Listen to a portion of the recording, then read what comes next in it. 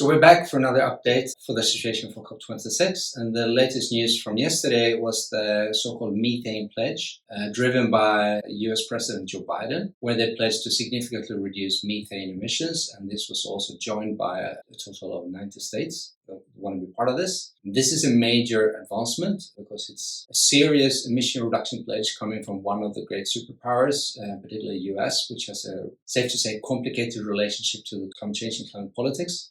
But here they're in the driver's seat for something important. Why is this important? First of all, if we are going to solve climate change, we need to stop emitting greenhouse gases. Carbon dioxide is the most important greenhouse gas. We have to reduce that down to zero. Yes, we can't sort of ignore that.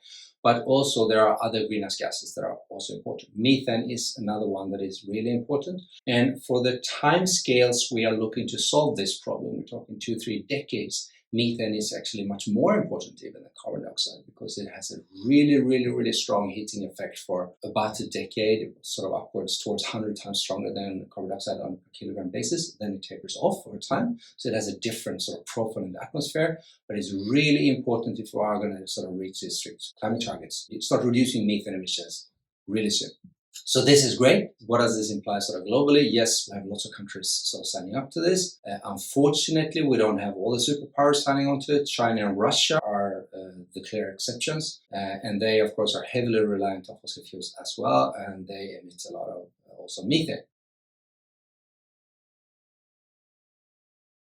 So what does this imply for the food industry? Because the food industry is responsible also for a large share of methane emissions. And the answer is absolutely nothing, because this pledge is connected to fossil fuel extraction and usage. So a really large share of methane emissions come from leakages from extraction and usage of coal, oil, and natural gas. Methane is actually one of the major constituents of natural gas. So when you extract that, it leaks a bit in transportations, in pipelines, etc. There are leakages. These are the emissions that are being focused on. So nothing for the food industry from this yet, but it is a major step in sort of broadening the scope here. The next step here is to also include methane emissions and other nitrous oxide emissions from the food industry, but not taken care of in this pledge at this point.